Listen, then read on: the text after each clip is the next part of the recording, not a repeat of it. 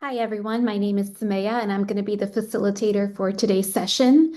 We're going to get started in about 2 minutes as we have a lot of information to cover. So welcome, everyone, and we're going to get started soon. I'm going to go ahead and share my screen.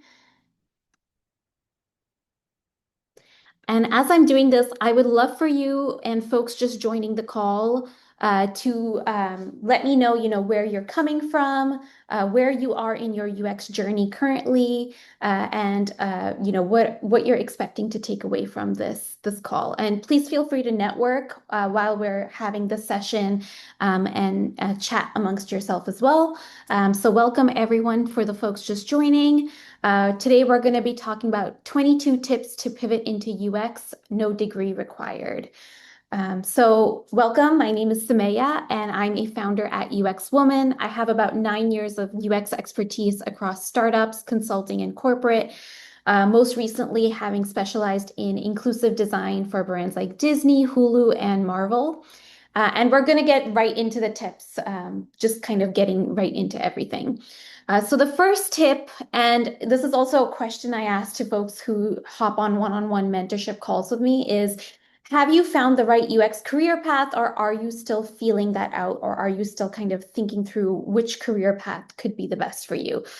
So for the folks who are thinking about a pivot into UX, it's really important to start getting as focused as possible as you start to learn more about UX as a career path and what it has to offer. So start to think about, if UX is the right career for you, start to identify whether you are more of a creative or more of a strategist. Creatives tend to focus on solutions. So if you're someone who is really excited about, the solution and coming up with multiple solutions, then, UX design or product design could be a great UX career path for you. Or you could be someone who's more of a strategist. If you really like to understand the psychology behind things, understanding the bird's eye view of why companies do what they do, understanding the problem and the nuances of the problem, then that's a really, great career path to go into as well.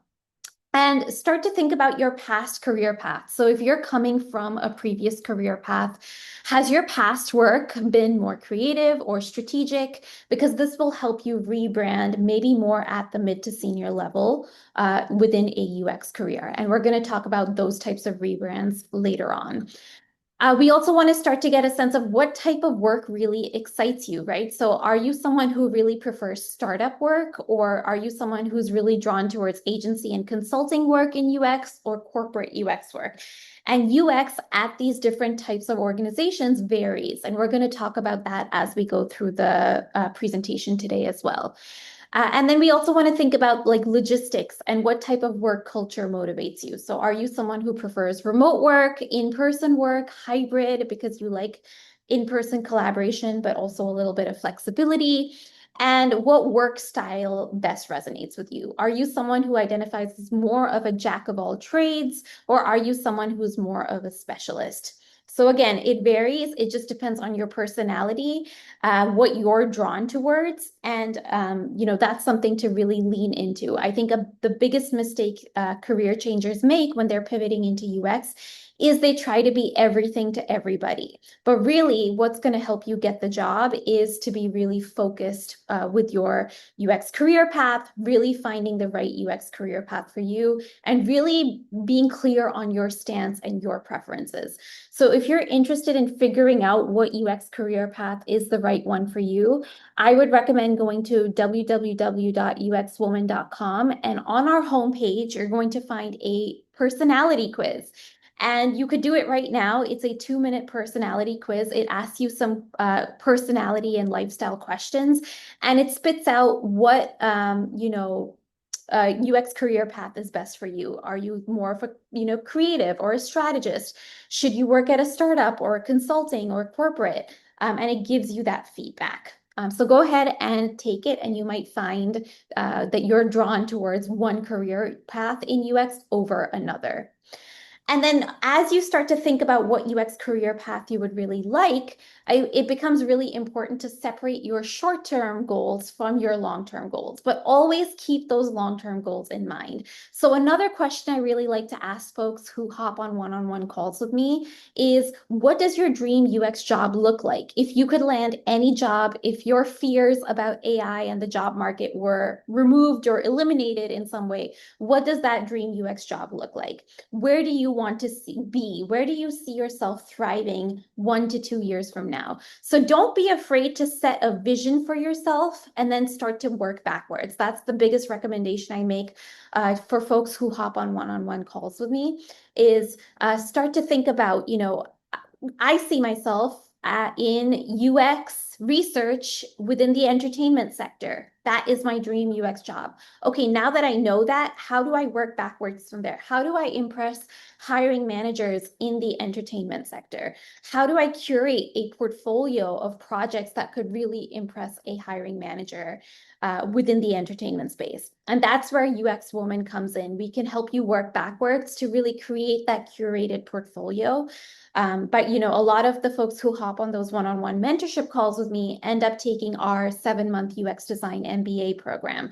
And that's where they choose a project topic from scratch. They scope a business model and an MVP, or minimum viable product, for their portfolio, and they come up with 2 UX case studies, one in research, one in design, that really highlights that dream industry that they would like to get into.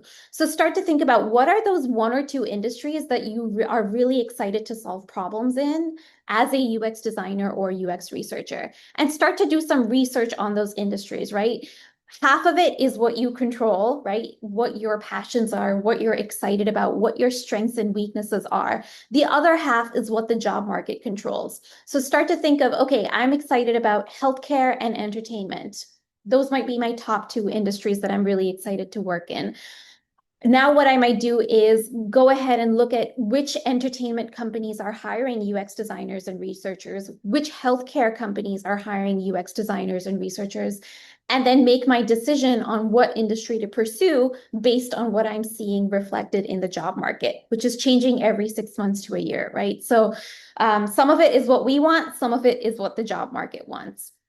And another thing to consider when you're thinking about industries to work in is, usually healthcare, education, and finance tend to be the really stable sectors, right? So especially healthcare and education tend to be a little bit more recession proof, versus there's other industries that tend to be slightly riskier. So I'm talking about entertainment, social media, e-commerce, B2B software as a service. So start to look into those as well, right? Maybe you want to reflect one safe industry in your portfolio and one out there industry in your portfolio. So start to think about what matters to you and what 1 to 2 industries really excite you. And an example of this is Valerie. So Valerie rebranded her 10-year healthcare expertise into a UX career. When she came to me and we first had our very first mentorship call, she let me know that she was a physical therapist for over 10 years, and she'd done a lot of physical therapy, project management, a lot of admin work running some of the practices where she was a PT. And so as we started to talk, we realized she had a lot of transferable skills into UX research and service design. She had been optimizing practices and operations and processes at the physical therapy practices that she had worked at. She had done a lot of research to better understand her patients' needs and how to, optimize for their recovery. And so she decided, as she decided to commit to our program, that she wanted to be a UX researcher within the healthcare industry. And that was her focus, and she remained laser focused throughout our program. So what she did was she built a really robust healthcare UX portfolio. Within our program, she started to create a platform for PTs to assign homework to patients for better outcomes, and she scoped the project entirely by herself. And so that became 2 UX case studies for her portfolio, one in research, one in design. And then we also offer 3 months of career coaching as part of our program. So she worked backwards to rebrand some of her PT work as service design, UX management. She also happened to take a Scrum Master certification at that point in time. And so she ended up being hired by CVS as a UX lead and manager within 3 months of graduating. And she was able to leverage her extensive healthcare knowledge and expertise, her UX expertise, as well as that Scrum Master certification to land the role that she did. So that is kind of an example of how focus really gets you further as a UX career changer. So another thing you might want to start to do is really start to think of, is UX right for you in the first place? Are you ready to invest in UX as a career? A lot of folks I talk to in their very first one-on-one mentorship calls have done the Google Coursera certificate, which is a really, really good place to start. But if you are starting to lose steam with the Google Coursera certificate and you're like, like I'm not feeling motivated enough to finish this, maybe UX is not the right career path for you, right? Maybe you're actually more excited about product management or UX writing or content design or UX engineering. There's a whole lot of other pathways in tech that you can come across. And so UX doesn't always have to be the end all for everyone. But if you take the Google Coursera course and you're really excited about it and you want to keep building that expertise and keep building a portfolio, then maybe UX is the right career path for you. So you want to ask yourself, are you really ready to invest in UX as a career path, or are you still feeling out other career paths in tech, like product management, development, analyst roles, business analyst roles? So really start to think about that commitment. And if you're not ready to commit, that's okay. Maybe right now you're shopping around for different career paths. You're looking at, other sectors in tech altogether, and you might choose one of those instead, depending on your past skill sets and your strengths and your passions. But before you commit to that paid UX course, it's really best to browse free UX resources, really determine, is UX right for you in the first place? And once you are sure that UX is the right career path for you and that you're willing to really spend a lot of time learning and understanding UX, especially the end-to-end UX design and research process, then it makes sense to start to commit to a paid program. But if you decide to DIY, make sure you don't fall into certain common pitfalls that I see a lot of folks making. So a lot of times folks refuse to admit that they're feeling stuck, and they might, be in the Google Coursera course and they might be building a cooking app or a traveling app, which are really common apps. It's a very common theme, or pet apps. And they're not really seeing much traction with their portfolio or with the job market. And then they start to refuse to invest in themselves, right? The Google Coursera certificate is great if you're trying to figure out whether UX is the right career path for you, but it's nowhere deep enough and it doesn't have the depth that you need to rebrand into UX, especially if you're going for mid to senior level roles, because you need to learn mid to senior level skill sets or showcase and highlight those transferable skill sets from your past jobs. Another thing that I see, it's a very common mistake career changers make, is refusing to focus, right? They're applying to everything, everywhere, all at once. UX research roles, UX design roles, product design roles, every single industry on earth. And that just shows a lack of focus, and their job search deliverables remain unfocused.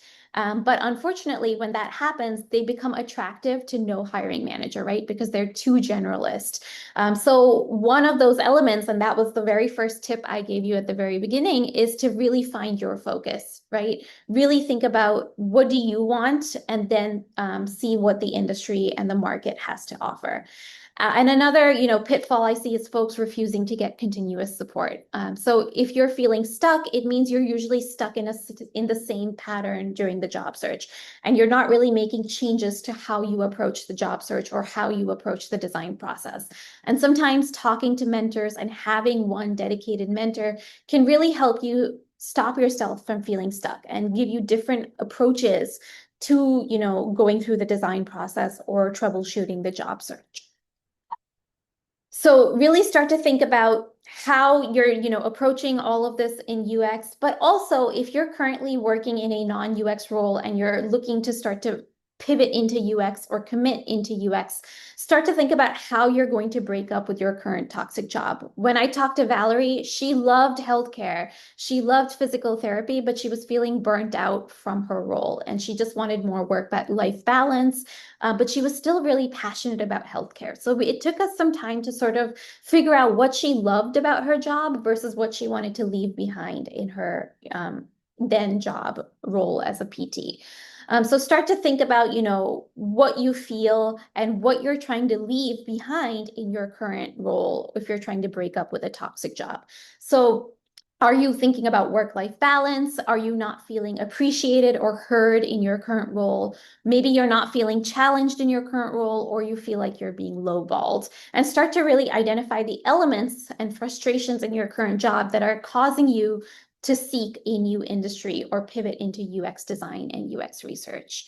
And then, start to be really thoughtful with planning your breakup with your current job. So I think it's always ideal to transition into UX while you're currently employed and while you're working, which is what most of our cohort do.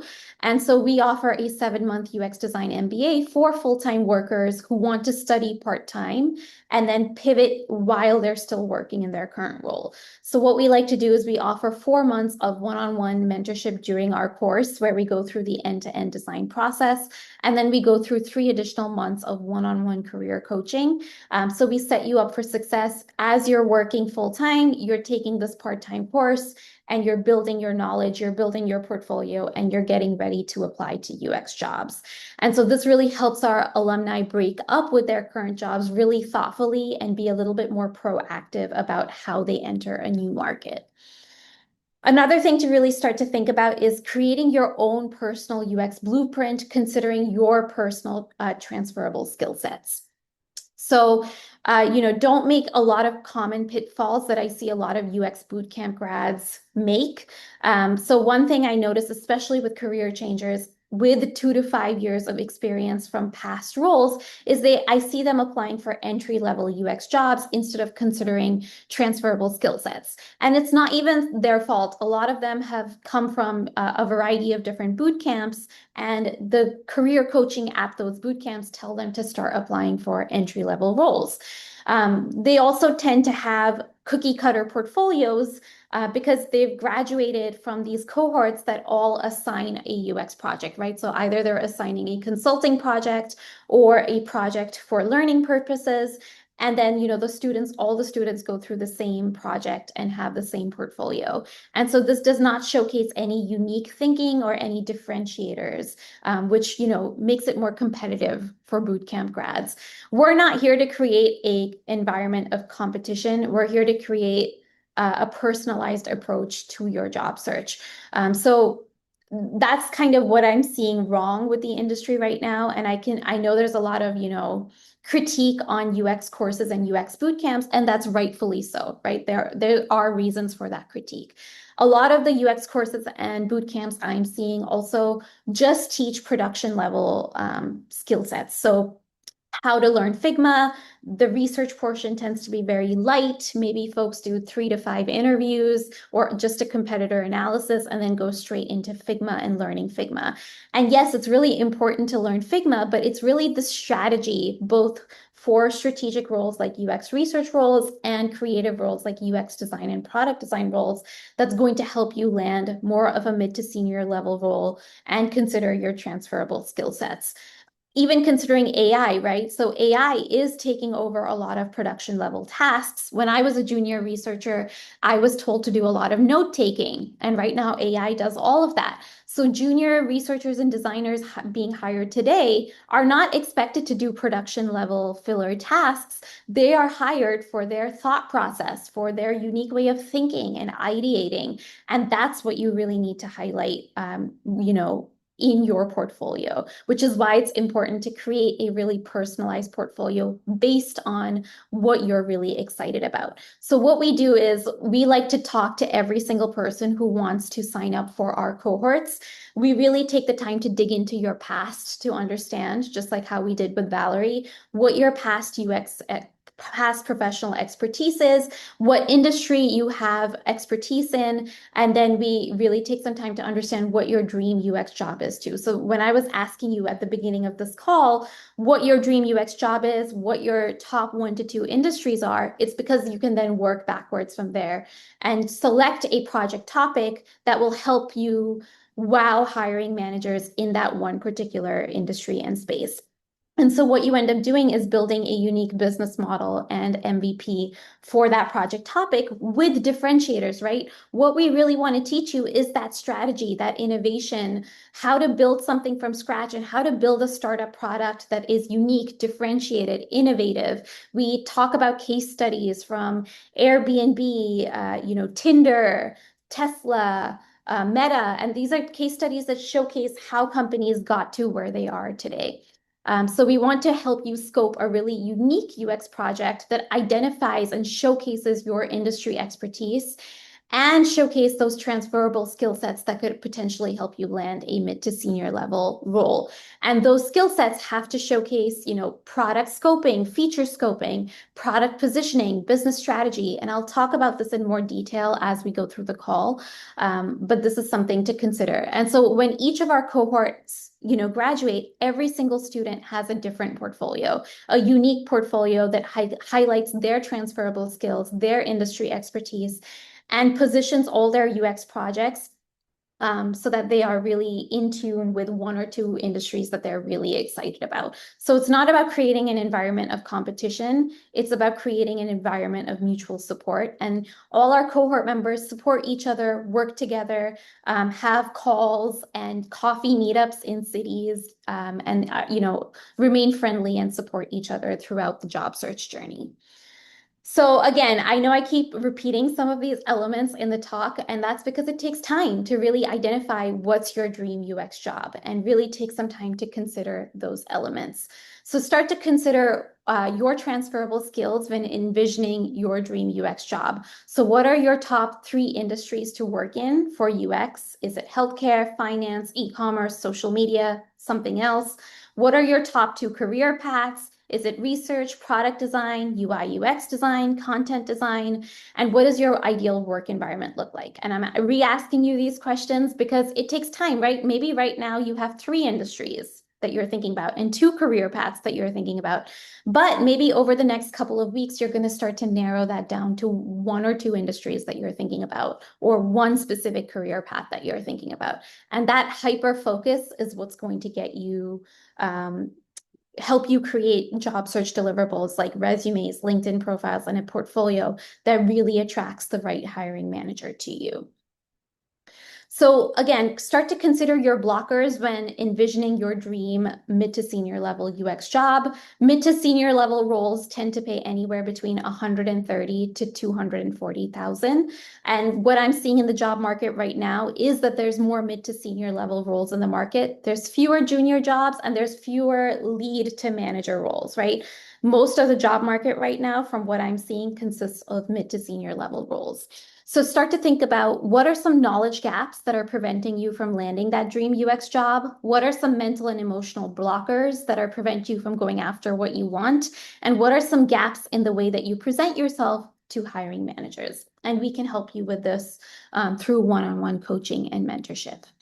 So then what you want to start to do is define your transferable skills and learn mid to senior level UX skill sets. So what are some of those transferable skill sets that could lead to more mid to senior level research or design roles? So start to think about, do you have project management and project scoping expertise? Have you handled budgets for projects? Have you talked to client teams, in an admin or account management role to really scope the extent and breadth of a project and then manage the project from end to end?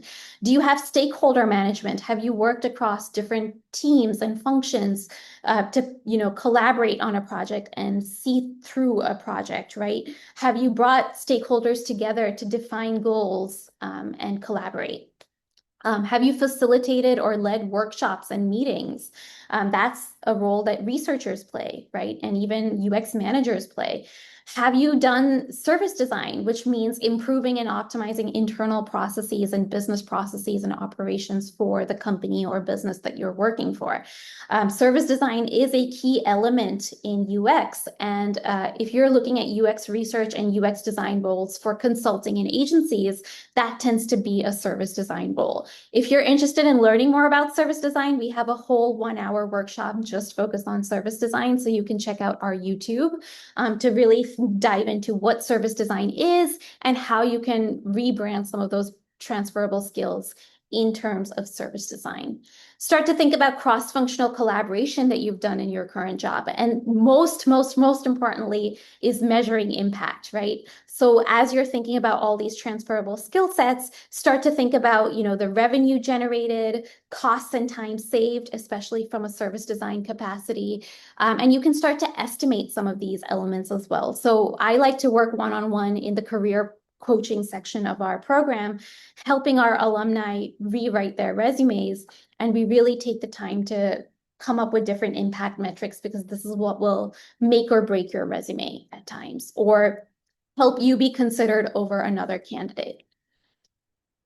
So again, now that we're kind of diving more into those mid to senior level skill sets, what are those mid to senior level skill sets and how do you learn them? So one thing to consider is advanced UX research methods. We've really, focused within our program on discovery UX research, trauma-informed UX research practices for very sensitive topics, facilitating UX workshops and ideation sessions, conducting observational studies. We also focus on collecting quantitative data around ideation and setting up prototype experiments to justify which idea is most likely to succeed in the market. So it's a mix of understanding both qualitative and quantitative methods if you're going for more of a mid to senior level role. Another thing to think about is product scoping, feature scoping, and project scoping. So we teach our alumni to really find hair on fire problems that their users are facing that require immediate solving, right? As researchers, we're going to come across loads of problems that our user groups have, but it's usually the hair on fire, urgent problems that tend to be the most business-minded problems to focus on. If the problem isn't urgent, that means people aren't willing to put money down to solve that problem. And they are okay with living with a little bit of inconvenience. But if it's an urgent problem, they want that problem solved fast, and they're willing to put money down to solve that problem. And at the end of the day, we have to focus on business-minded problems and business-minded solutions if we want to be hired in the UX world today. So we, teach our students to evaluate product and feature ideas from a business, technical, and operations perspective to really think through the viability and feasibility of those ideas.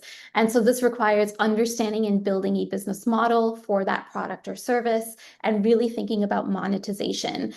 There's a lot of Google Coursera grads and UX career changers I see that build really interesting UX projects like community projects or Behance projects that are beautiful graphic design projects, but there's no business model or business thinking behind it. And there's no way of understanding how monetization works. And this is what separates a junior designer from a mid to senior level designer, is that monetization strategy and the business model thinking. Another element to really start to consider is product positioning and product marketing.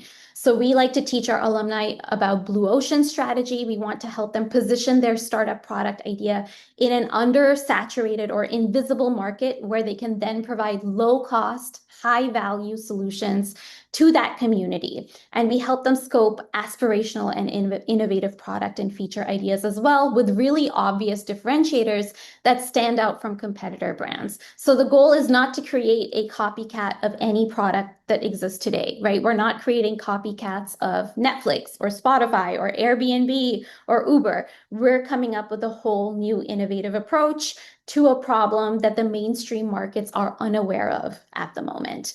And then we're creating a business model for that and showcasing innovative differentiators.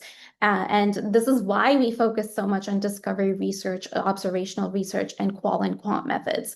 A lot of times, the most innovative companies on earth, and for me, Netflix and Spotify are some of my favorite companies, are always 10 step ahead of their competitors because they're doing that innovative research by themselves. Netflix has created an in-house department in UX for all their service design, which means they don't rely on consultants to do service design for them. And it shows, right? It shows in their product experience how committed they are to innovation in comparison to, say, Disney Plus, Amazon, HBO, or Max. They keep changing the name, so I don't know what's going on with them. And so that's really important to consider as well. And then we need to start thinking about product pricing, monetization, and business models. So a huge reason to build and understand the business model of your product or service is to understand how to price your product, given the operations costs and constraints of running a business, and also, maintaining a business from a month-to-month basis and an annual basis. We call this monthly recurring revenue and annual recurring revenue, right? So from a business perspective, it's important to design, build, and maintain and scale a product in a really sustainable manner, expanding on feature sets from quarter to quarter, year to year, and really charting out a sustainable path for business growth.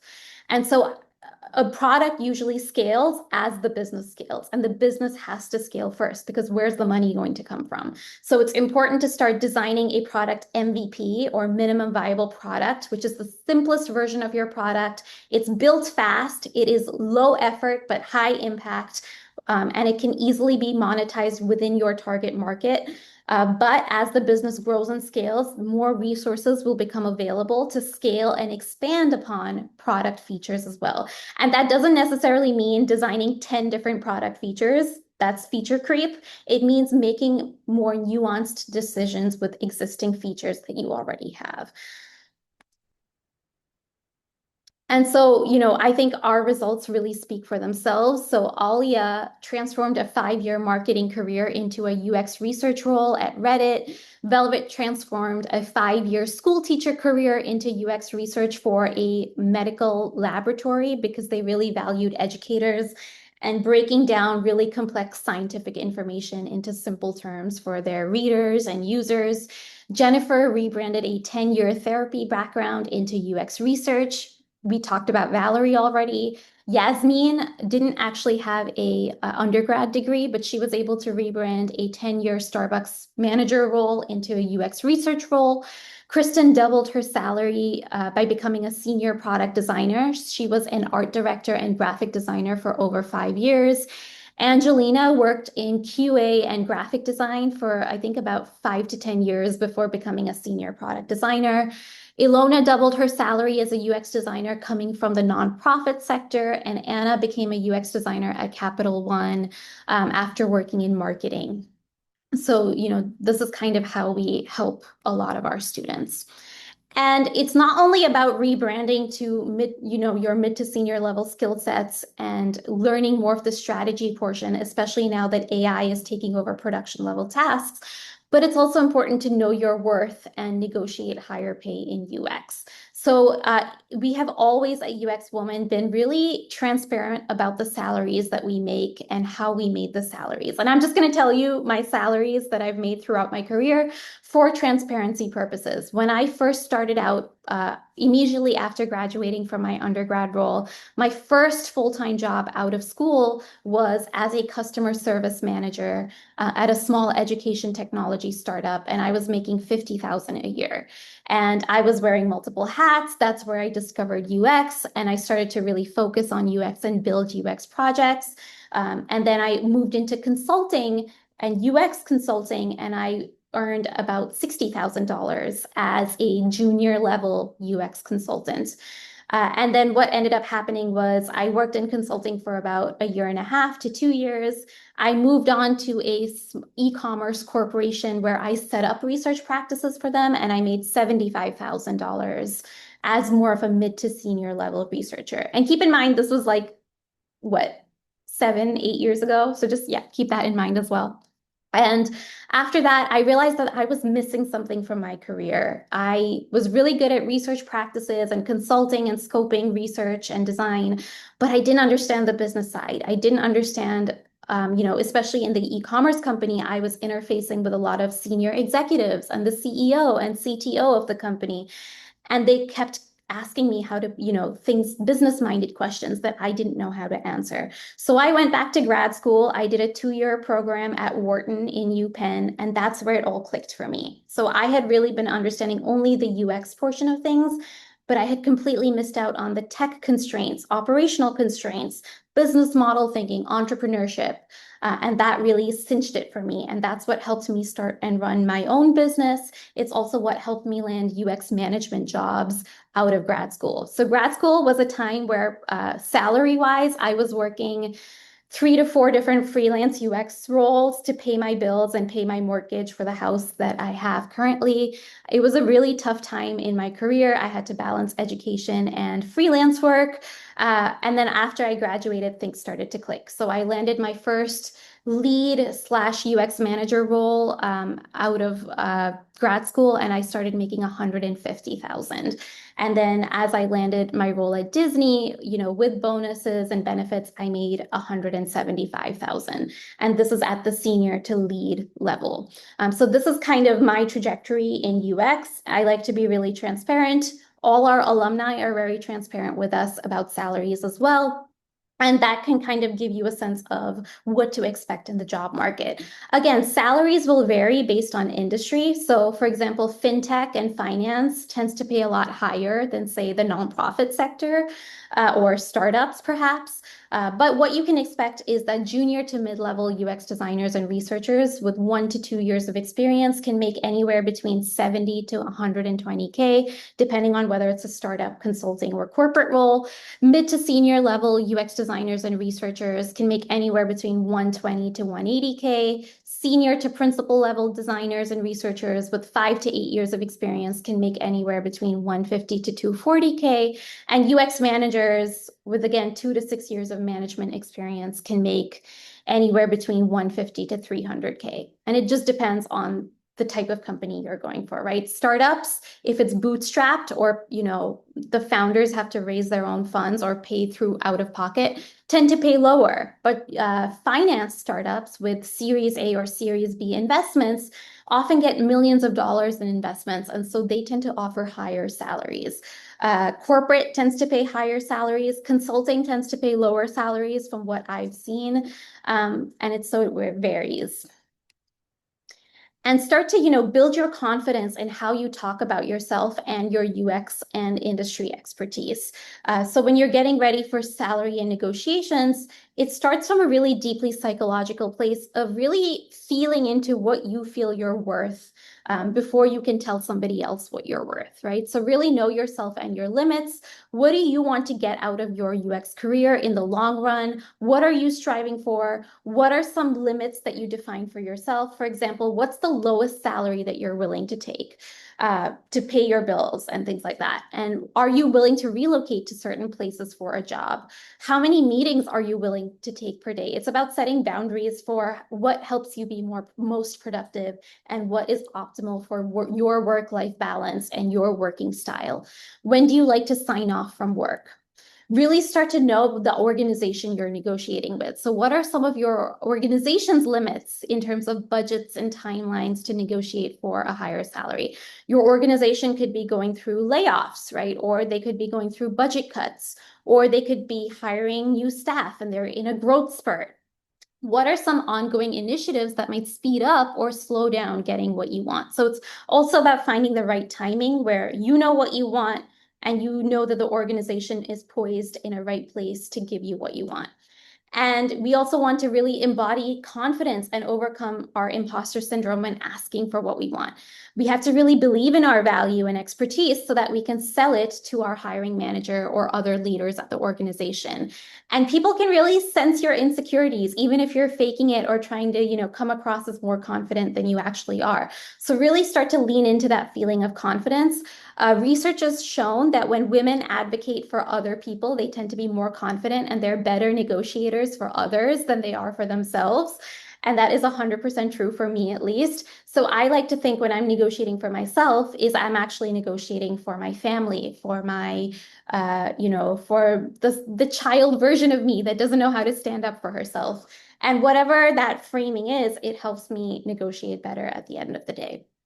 And of course, if you're really questioning your value, it might be time to address knowledge gaps to increase your value or perceived value at the company. So sometimes feeling confidence just requires education, filling in those knowledge gaps, continuing to practice and hone your UX craft so that you build that confidence and expertise, as you go. And it's also really important to start to know about product positioning to rebrand as a mid to senior level UX designer or researcher. So, start to think about and consider how startup founders and senior executives scope new markets or emerging markets or scope projects for new product development and new feature development, right? That's the really exciting high level strategic work. And you can be doing that from day one and massaging that, right? Anyone, you don't need permission from somebody else to tell you how to start a business or start a side hustle or start your own creative project. You can do that from day one. Some of the most successful startups, founders, and executives I've seen are really experts at that product positioning and product strategy, and they continue to hone their skill sets after years of specialized experience. So what we like to do within our UX design MBA is start practicing that from day one by scoping your own project topic. So we encourage you to choose your UX project topic based on your passion, your previous professional expertise, what industries you're most excited about, and then we treat you like that startup's founder to launch your own digital product or service business. And this has incentivized a lot of our alumni to continue to build on their unique IP or intellectual property after they graduate and land UX jobs. And they continue to work on some of these projects because they're truly passionate about them. So one example was a past student who worked in Hollywood. She was a makeup artist for movies like Black Panther, and she's incredible. And she's worked across Netflix and Amazon and HBO shows and films, and she's an expert at makeup artistry and how to create really powerful makeup looks. So in her UX Woman project, she actually created an AI-based feature and a UX a stylistic mask based on like facial recognition. And she's actually in the process of creating a patent for her idea. And that is something she plans to create as a startup in the future, right?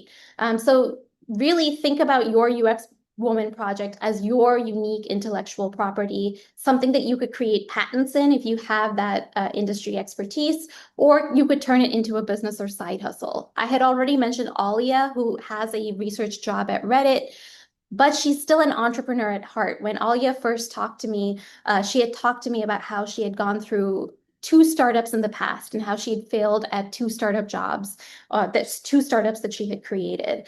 And I told her about my failures in the startup world, right? I had gone through 2 or 3 startup failures before I created my first successful startup or business. And so we kept talking, and Alia decided that she wanted to, first land her UX job, but that doesn't mean that she's stopped with her entrepreneurship skills and honing those skill sets. She continues to build and develop creative projects and side hustle projects based on her UX Woman projects. So what we like to do is how do we set our students up for that type of high level product scoping, product positioning? In the first class itself, we go over 3 design thinking case studies and 2 blue ocean strategy case studies so that you can get a really good grasp of how the design process aligns with scoping your target market to solve a really specific problem. So according to Blue Ocean Strategy, you need to find a target market or niche market that's invisible to mainstream brands and competitors in your topic space. So think about, as a small woman, one woman startup, for example, you might have really limited resources and you might not be able to compete with larger brands, right? This is why you need to find a niche market or invisible market that the mainstream is unaware of, because you're more likely to succeed where there's less competition. So one example of this is the beauty space. The beauty space is super saturated. If you were to start a beauty company today, you're competing with a lot of big brands that have a lot of resources behind them, and you're more likely to fail because it's such a saturated market. However, if you find a niche market or invisible market that the mainstream beauty brands are unaware of, you're more likely to succeed. And this is actually exactly what Rihanna did with Fenty Beauty. So Rihanna's flagship foundation product from Fenty, it was the very first product she released, created, 50 different tones or shades for women with lighter skin tones and darker skin tones. And what Rihanna noticed was that the mainstream market was only providing 20 to 30 different foundations shades, where there was a huge invisible market of women who could never find their color match. And I, to this day, can only find one color match. There's only one shade that works for me at CVS and Rite Aid. And if I don't get that shade, I either look too orange or too brown, and it just doesn't work for me. So Fenty made note of that. They understood that invisible market and they understood that it was an urgent need, right? When a woman is running late for her job, what ends up happening is we will, quickly do our like wash our face, put our foundation, our moisturizer on, and we might quickly put on some cover up or makeup and then run out the door.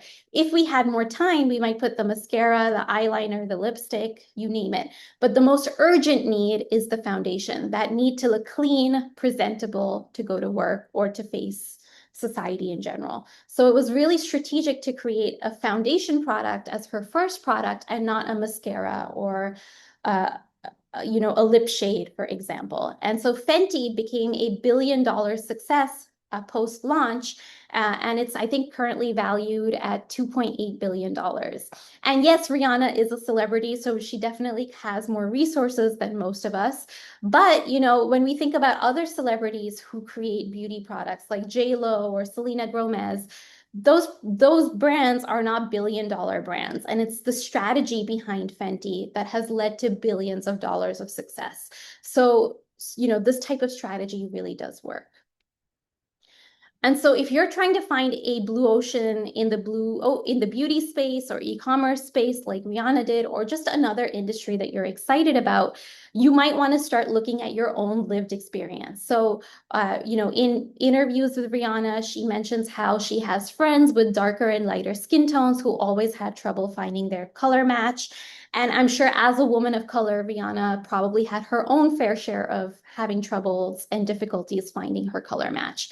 And so at UX Woman, because we focus on the experiences of women, immigrants, people of color, folks from the LGBTQ community, we've found that, students of ours tend to find really already tend to be a part of those invisible markets and those invisible communities, or even marginalized communities. And they tend to understand the problems of that community and are able to help that community in a really meaningful manner. So some of our students have gone on to, really think about some really interesting topics like resources around domestic violence, sex ed for teenage boys, makeup for men, managing grief, alternative therapy solutions for immigrants, wealth management for the LGBTQ community. So really start to think about what's beyond the mainstream and look into your own lived experience to start to do that. We also might want to consider the inclusive design perspective. So a lot of invisible markets and blue oceans tend to be underserved communities. And if you're a part of that community, you will be able to really solve problems in that community. Other topics are, women have gone on to focus on include postpartum depression, managing miscarriages, women's wellness, and menopause as well. So really, think of it as a mix between finding your passion and playing to your strengths, right? You want to find something that you're passionate about, a meaningful project that is meaningful for you and for your community. But again, you also have to be strategic about what industry you're trying to enter and how to showcase industry expertise. So again, start to balance those needs when you're starting to think about project topics. And, start to really become a UX unicorn by understanding both qualitative and quantitative methodologies. So we touched upon this, but I'm going to go into a little bit more detail. So right now we are in an increasingly competitive UX job market, and we've noticed, agencies, startups, large corporations putting out job descriptions for UX unicorns. And UX unicorns are people who can work across the end-to-end design process for 0 to 1 product design or UX design builds. They often tend to be founding designers at heavily invested startups, and they can set up research and design practices for a company if need be. So this is also especially the case with AI and automation. We're having more streamlined UX roles, more streamlining within UX teams as well within the next 5 to 10 years. And so companies will want to get the most out of whatever candidate that they choose to hire. And as women, as immigrants, our team have always tried to be UX unicorns. We've, always tried to really, from personal experiences, maximize our chances of being hired and staying hireable in a competitive market. So that means being a UX unicorn to me. And that means really understanding the end-to-end design process, understanding the role of the UX researcher, the UX designer, the product designer, building products from 0 to 1. And UX unicorns are really able to validate the most urgent problems that users have with the qualitative data from discovery interviews during the conception phase of the design process. They're also able to validate the best solutions with quantitative data, so prototyping data, statistically significant quant surveys, and even elements like A/B testing, conjoint analyses that require statistically significant data. And this helps with ideation and focusing and honing the ideation. So UX unicorns are both well-versed in qual and quant methods, and they work across user testing teams, data analytics teams, to really understand Google Analytics data or Hotjar data or website data and traffic patterns and things like that. And that helps them inform their design decisions over time. And so, what does this mean in terms of the curriculum at UX Woman? So as I mentioned, in week 1, you choose your project topic. In weeks 2 and 3, you're really digging deep into the qualitative research elements. You're focusing on 8 to 16 in-depth interviews to really understand what's that most urgent hair on fire problem your market has, and what is that problem that customers will be willing to pay money to be solved for them right away, right? Those are the problems that tend to be the most business-minded problems.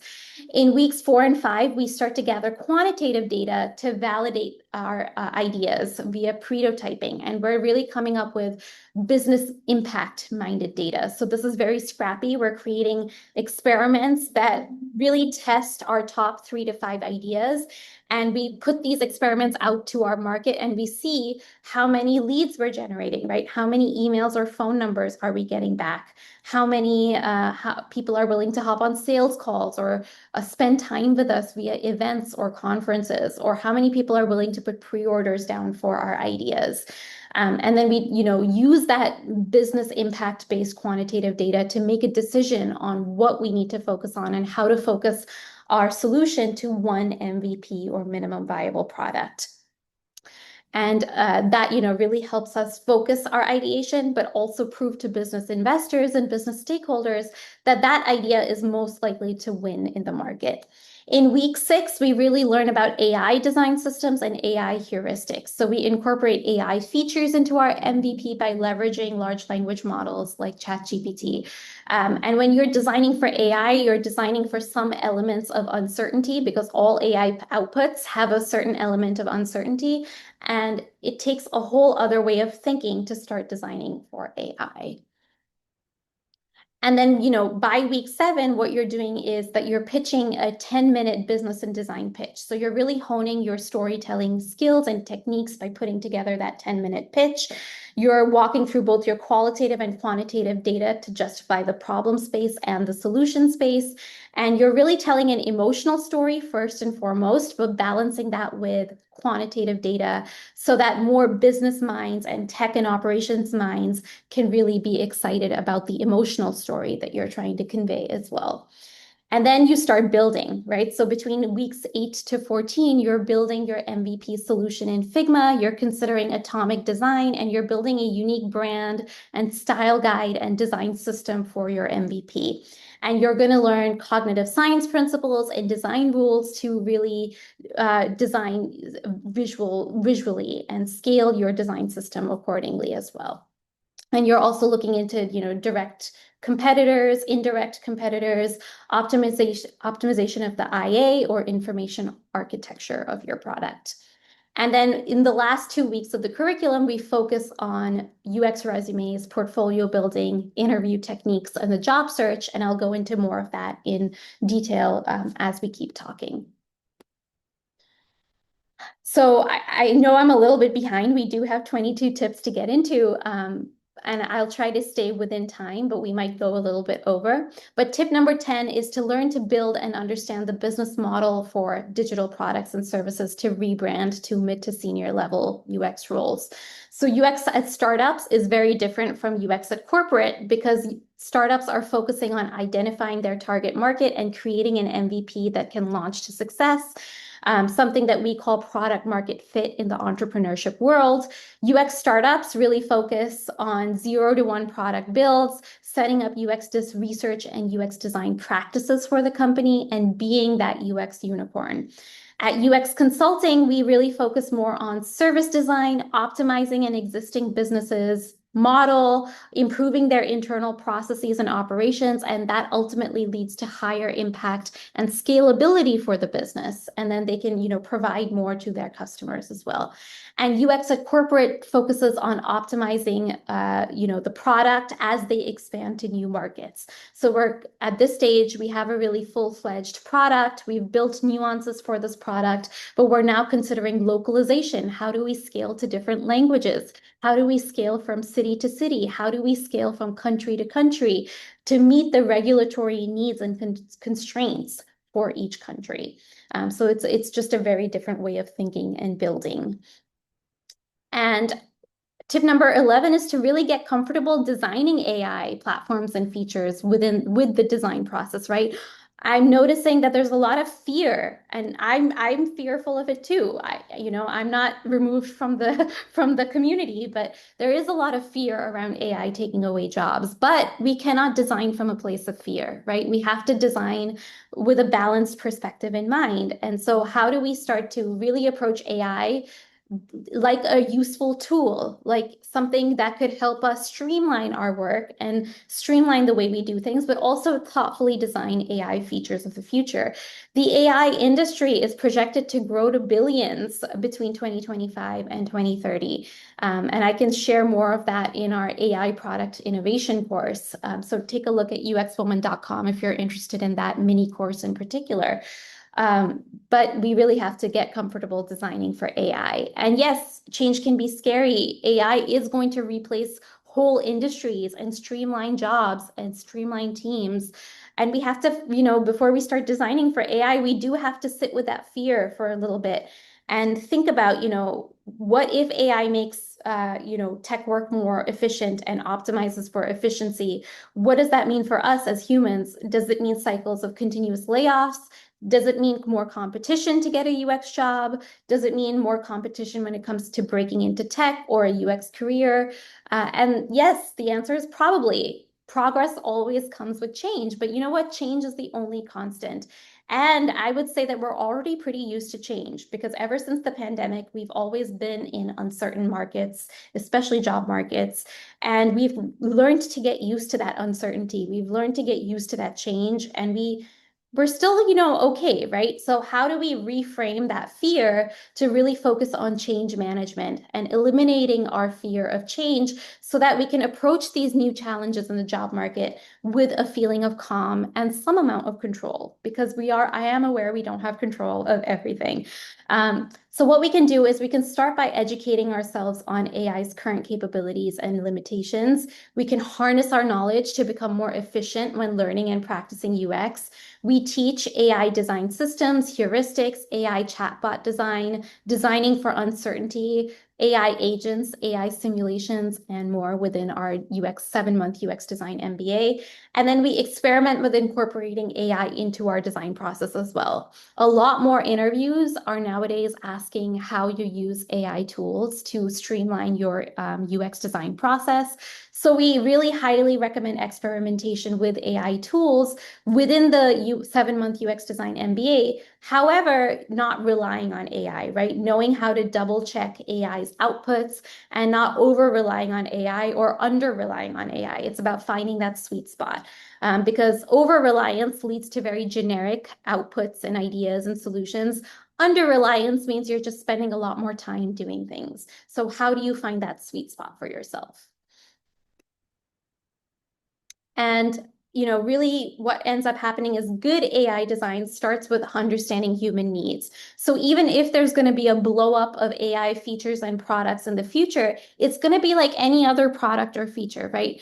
What I found, and this is going to hold true for AI features and products as well, is that 98% of startups fail because they don't build something that people actually need. And you're going to see that with AI-based startups as well. There are going to be a lot of very egotistical founders and investors who think that they know what they're doing and they don't. And then they build an idea that doesn't end up working in the market and fails dismally in the market because they didn't build for any human need in the first place. We've seen that for the past end of time in tech with non-AI based products and features, and we're going to see it with AI based products and features. So again, the design process still matters. Empathy still matters. Understanding people still really matters, right? There's no point in building an AI feature if no one's going to use it. And we had a UX student who really incorporated her knowledge of people and her knowledge of her community to build a meaningful AI product. So she is a experienced stylist and salon owner, and she knew the ins and outs of her business and her industry. She has friends in the salon owner space. She has 10 to 20 different salon owner friends that she talks to on a regular basis. And she recognized based on those interviews that there was a need for an AI chatbot system that could help salon owners optimize their scheduling so that they could really keep scheduling repeat clients and customers, upsell clients and customers on a product after their session. And then that gave salon owners the time to really spend time focusing on what mattered to them, the creativity of their job, rather than all the admin work. So by those interviews, she was able to pinpoint the key problem for salon owners, and she recognized that problem, and then she worked with AI engineers to really scope the technical aspects of her solution. And her AI scheduling system for beauty salon owners was a really unique solution that does not yet exist in the current market. And she really balanced business and user and tech requirements to create a solution people would actually use, right? By building this AI solution, she's not taking away work from salon owners. She's actually helping them optimize their business and run their business faster, smoother, maybe even increasing business or revenue generated for those salon owners. So again, we want to make sure we're not just designing for AI as a buzzword and adding in an AI feature because everyone's talking about AI, but your AI feature actually has to make sense. It actually has to help somebody's life, right? And she, evaluated on how to build this unique solution, and she evaluated the difference between general tech automation and AI-based automation when she was really scoping her AI-based solution. And so now she's actually pitching this AI scheduler platform to different beauty companies and spa companies in the space that she's an expert in. So tip number 12, consider UX hiring seasons when planning out your pivot into UX. I had already mentioned it's really important to be thoughtful about your breakup with your current job as you're pivoting into UX. So you want to consider 2 specific hiring seasons each year. The first hiring season takes place in January through May of every year. The second hiring season is usually September through November. So in the first hiring season, every year at the beginning of the year, companies really set a budget for the new year and they start to hire based on that new budget that they've set. So hiring really blows up between January and May of each year. And our fall live UX design MBA program is poised to set up students for success for that hiring season. So students learn the design process between September and December, and then they go through their career coaching between January and March. The second hiring season usually takes place between September and November. So what ends up happening is hiring tends to usually slow down during the summer. A lot of people in companies go on vacation during the summer, so there's not enough time to really plan for hiring processes. Usually around June, the budget gets reevaluated again, and mid-year, people are reevaluating their budgets and figuring out, okay, how much money do they have left to spend for the initiatives for the remainder of the year? And this is why you see hiring pick back up between September and November. It tends to slow down for the holidays. So you'll see that hiring is pretty non-existent during Thanksgiving, Christmas, even New Year's to an extent, but it starts to pick back up the moment the new year starts again. So our spring live UX design MBA usually sets students up for success for that second hiring season. Students go through their classes between February and May, learning the end-to-end design process, and then they go through career coaching between June and August. And so what we want to do is create when we go through this career coaching, we like to create a UX resume that passes the ATS system. So in the first month of career coaching within our programs, I work one-on-one personally with each and every one of our students to rewrite their resumes. And I like to create a long-form UX resume and a short-form UX resume. And what I've noticed is that there's certain common mistakes that folks make when writing their UX resume. Usually they're not talking themselves up enough or elevating the way they describe their past work or transferable skills. And so really start to think about how can you rebrand those transferable skills in your writing to go for more of those mid to senior level roles. I also noticed that people don't include enough KPIs or impact metrics within their resume descriptions.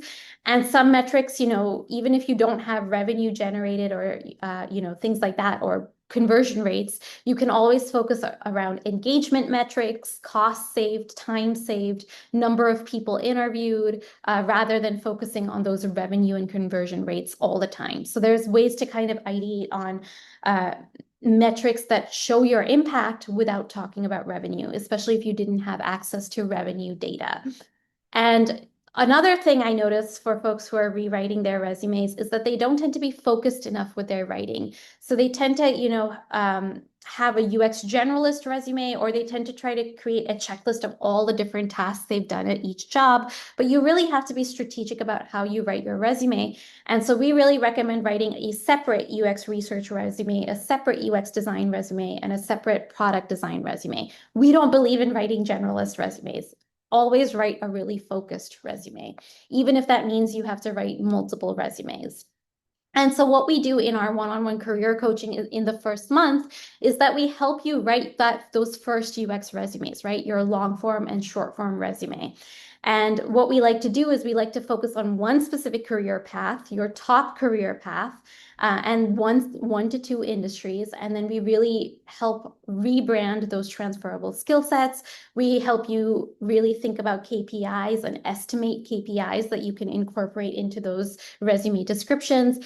And based on your optimized UX resume, you need to optimize your LinkedIn profile so that it shows that you have one cohesive brand, right? A recruiter shouldn't go on your LinkedIn and see one type of profile and then go on your resume and see another type of profile. You shouldn't look like two different people across these job search deliverables.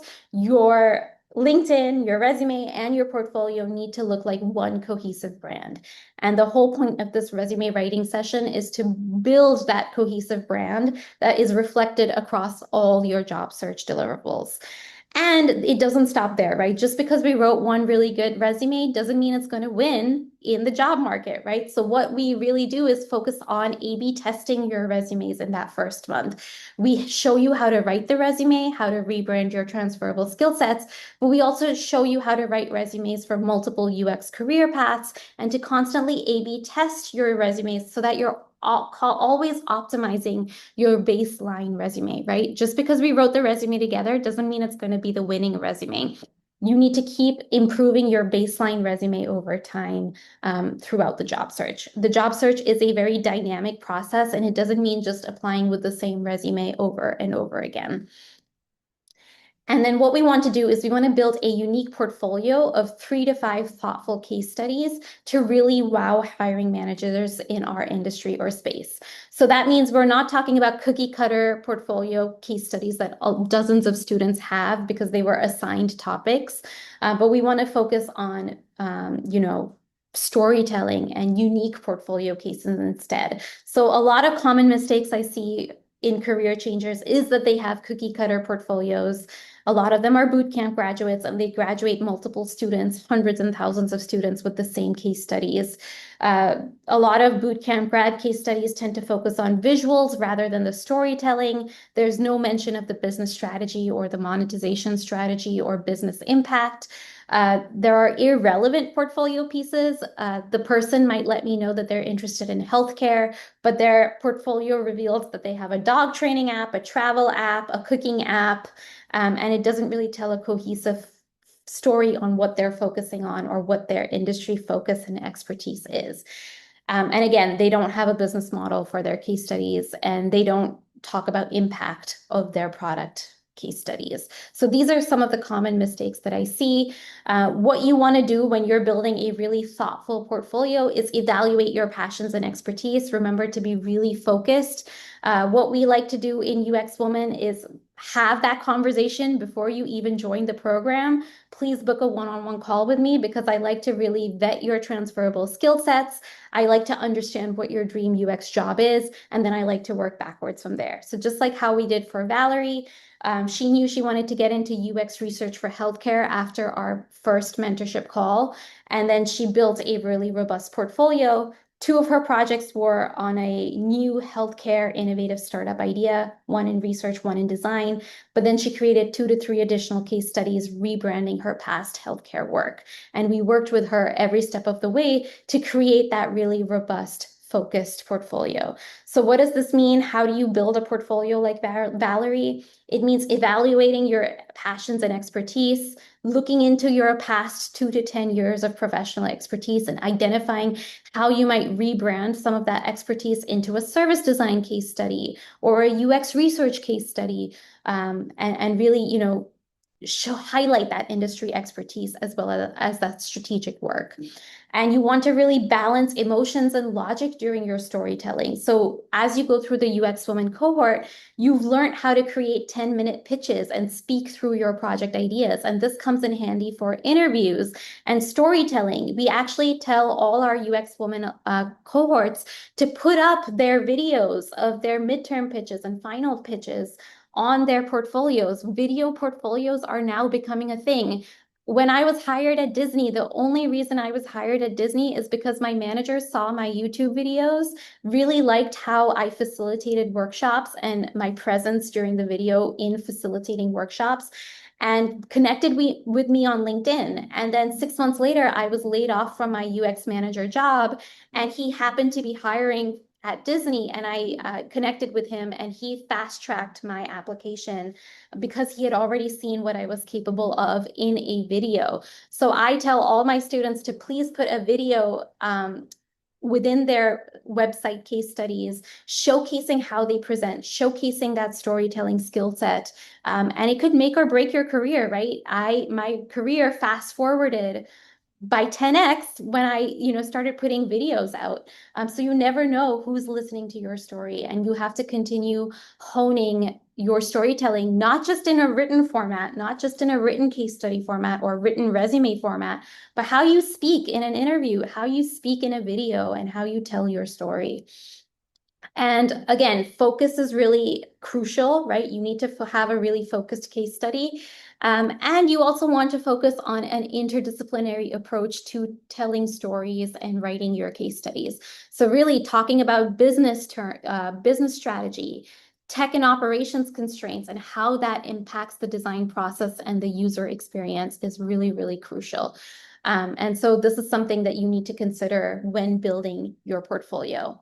So usually what we do is in the first month of our career coaching, we focus on the resume and the LinkedIn profile. In the second month of career coaching, we focus on helping our students build 3 to 5 case studies within an online website portfolio. And now they have really thoughtful job search deliverables that really reflect their brand and their expertise. So by the third month, they're focusing on interview techniques and storytelling and going through job interviews. Which brings me to the next tip: practice UX interview skill sets to gain confidence, right? So our alumni prep for interviews within the third month of our career coaching. They have to now start to speak like a mid to senior level researcher or designer. They have to speak about their expertise with poise and confidence using the correct terminology.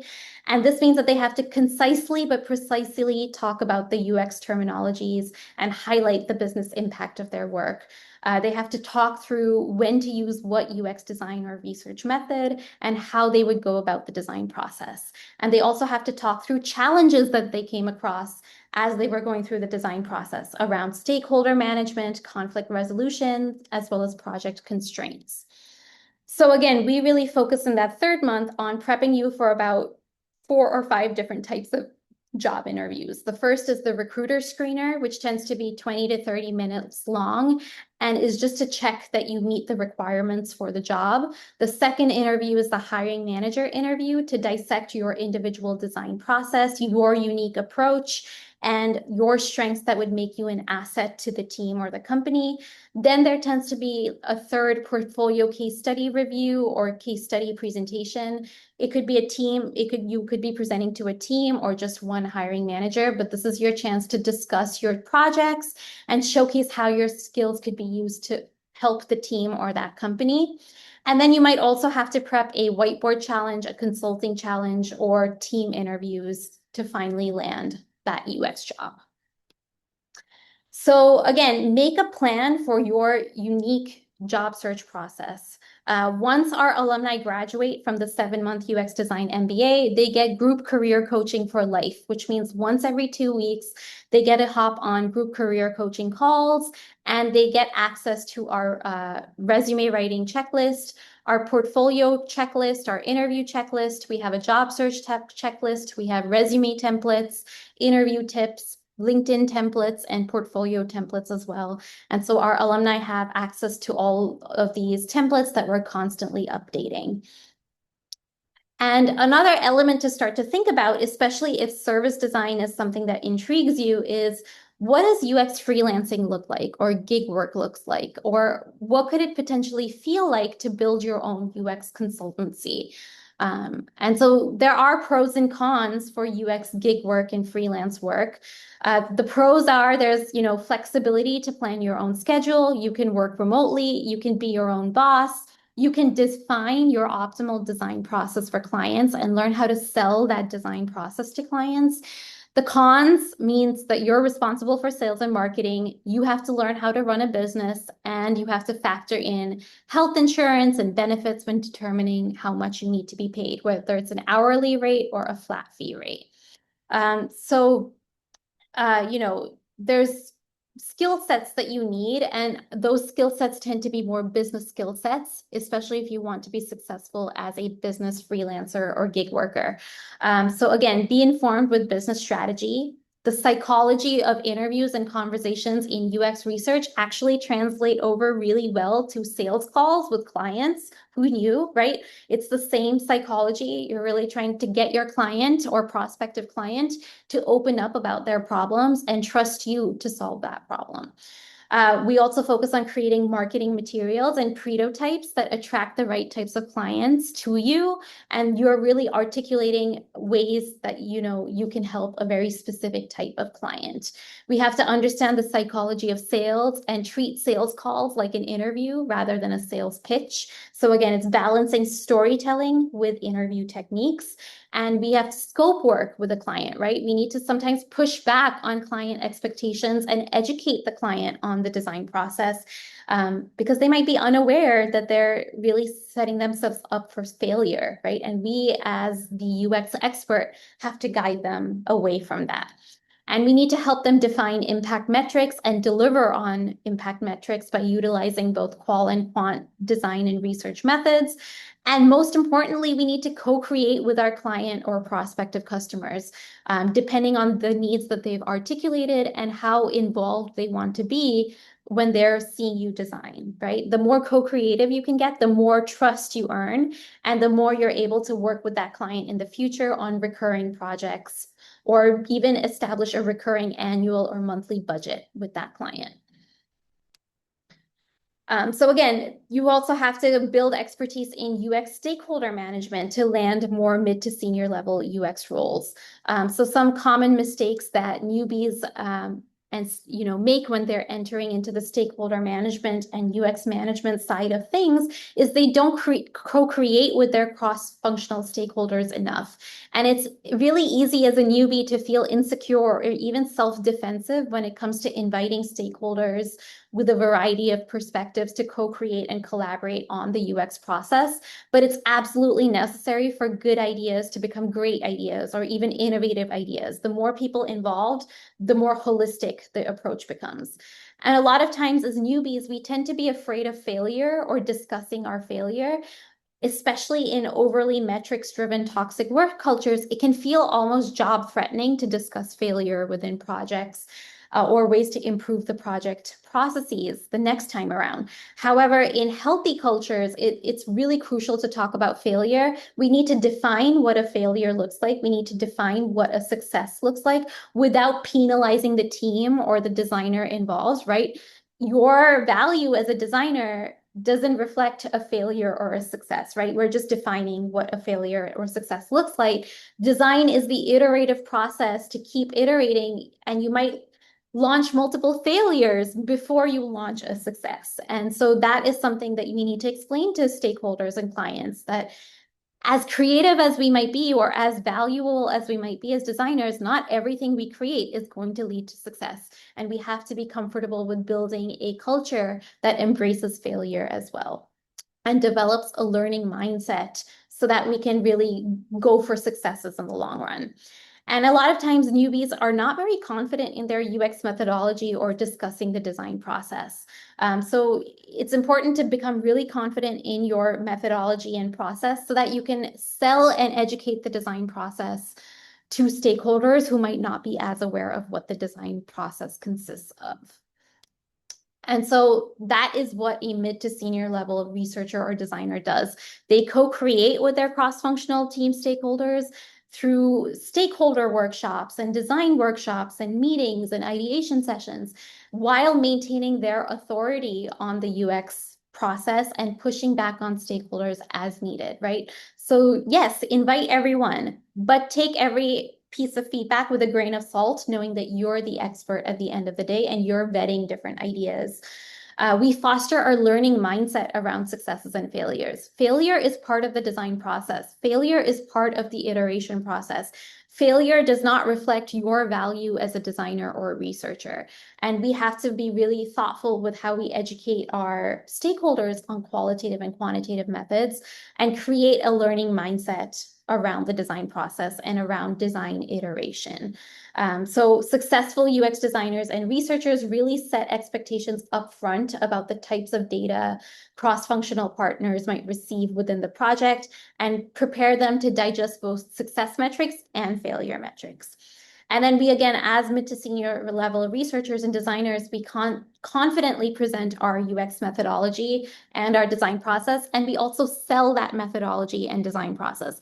A lot of times we meet stakeholders who are like, hey, let's just skip research because we want to put this out as fast as we can.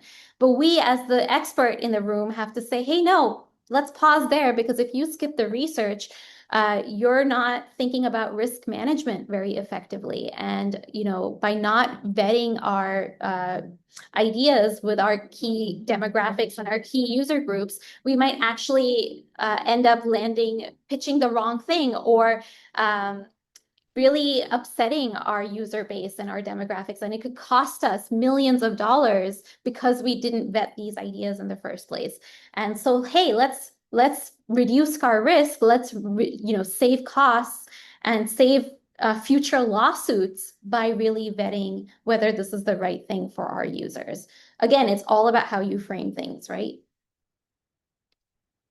And tip number 19, collaborating one-on-one with a UX mentor for your UX project. So I know I talked about a lot of mid to senior level skill sets, and you might be like, oh my God, this is a lot. Like, I don't know if I can do this. And that's where you don't have to do it alone. I think it's really important to have one-on-one mentorship throughout your UX learning journey. Um, Design is co-creative, right? You're not supposed to be designing in a box. You're not supposed to be the solo ideator or designer. Design is all about collaboration. So really invite people to help you and collaborate with you. We want to help you. We want to collaborate with you. And we want to be there for your career coaching journey as well, as you go through writing and rewriting multiple resumes, rewriting case studies, and your UX interview prep. So also start to consider what your learning style is when you're vetting UX courses. Our most popular program is our live UX design MBA cohorts that take place in the spring and fall, depending on the hiring season you want to go for. And those are live cohorts, which means that you hop on Zoom every Sunday and you go through live lectures with an instructor. It's about 2 hours of lecture and 1 hour of interactive class activities in Figma or FigJam. You meet with your mentor one-on-one every week. You meet with a student-led cohort study group every week, and that's what you do for about 7 months. If you're taking the self-paced UX Design MBA, you get to watch online video modules at your own pace, and then you meet with a mentor one-on-one after you complete each module. So again, it depends on what learning style you prefer. Are you someone who needs a live environment and prefers that type of accountability and community? Most people do, in which case the live program might be the best option for you. Or you might like the self-paced program because you just have a very hectic summer, you're traveling, you don't want to wait till the fall, or you might have very specific requirements and you might want to talk with me one-on-one on how you want to use your one-on-one mentorship. And you might have a unique situation at hand that might not be applicable to the live program. So really take some time to talk to me to figure out what's the right program for you if you're interested in the UX Design MBA. And our whole goal is to help you land six-figure UX jobs in 6 months or receive coaching till you get it. We understand that it's a really challenging job market. So we want to prep you with both UX design skills at the mid to senior level, more strategic skills, AI design skill sets, how to incorporate AI into your design process, as well as how to troubleshoot your job search process with the careers coaching. So with that, that is all 22 tips. I know I went really way beyond 1 hour, and it's my apologies for that. I hope this session was helpful. What I'll do now is I'll take some time to look through the comments, and if you have any questions, I'll try to answer that to the best of my capabilities. So I'm going to take a look now, and feel free to post your questions at the stage. All right, so let me take a look. So what about entry level or new graduates? That's a really good question, Kazi. So I would recommend booking a one-on-one call with me if you're interested in our 7-month UX Design MBA program. Our curriculum tends to be at the level of a grad school course. So it is good for new graduates, especially folks graduating from their undergrad. And what I do over calls with new grads is I ask the same questions, right? I dig into your project work in your undergrad. I dig into past part-time work or projects that you might have worked on.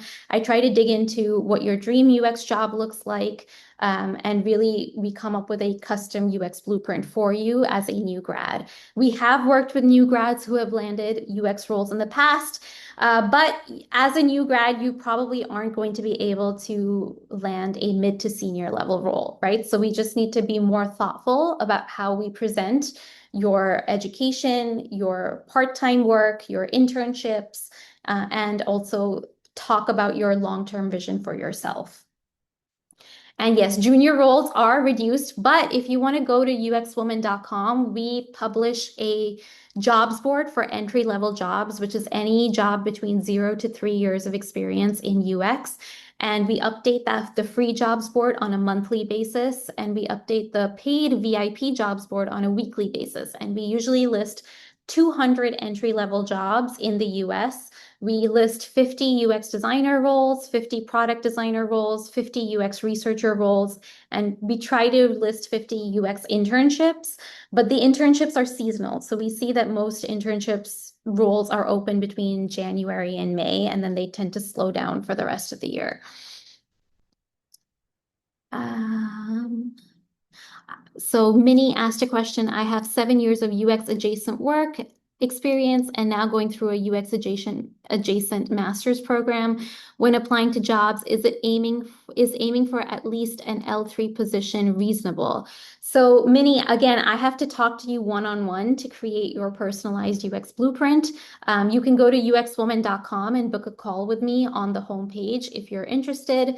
But I don't want to give you advice without knowing your full background. So those same questions I asked at the beginning of this presentation are what we're going to talk through together. And I want to learn more about your background before I can make any recommendations. I don't want to make the wrong recommendation.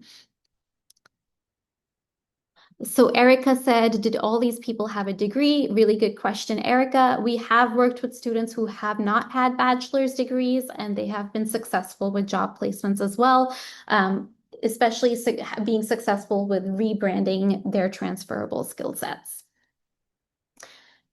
Tatiana says, I've had multiple UX positions, but I believe my work hasn't been conclusive to a UX senior position. I've done marketing and UX and junior UX work that has equipped me well for an associate UX position, but I feel I fall behind the senior capability due to my limited portfolio and skills. I've had to build on my own. What advice do you have for people who want this real career, but are pushed back by basic contracts and general stuff to make ends meet? That's a great question, Tatiana, and this is where I prefer to talk one-on-one with folks to really understand their background. I think again, I would, if we were to hop on a call together, I'd ask you about focusing and finding what your dream UX job looks like, what 1 to 2 industries you'd like to focus on, and then work backwards from there to build new UX projects that showcase more of that mid to senior level strategy work, project scoping, project positioning, stakeholder management, UX management, business strategy, entrepreneurship. If nobody is giving you that opportunity, you have to create that opportunity for yourself.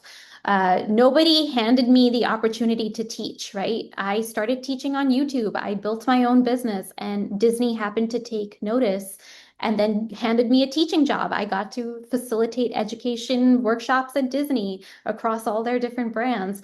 So sometimes you have to create your own expertise before you can sell it.